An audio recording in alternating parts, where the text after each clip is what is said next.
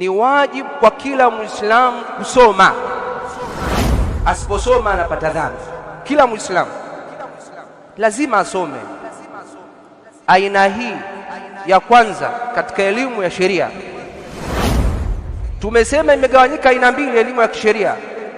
Aina ya kwanza ni ile ya wajibu kwa kila Muislamu, nayo ni kwa kila Muislamu kufahamu namna gani ya kufanya ibada iliyoko mbele yake. Mbele yako kuna ibada ya swala, ni lazima ujue jinsi ya kuswali, usome unaswali vipi.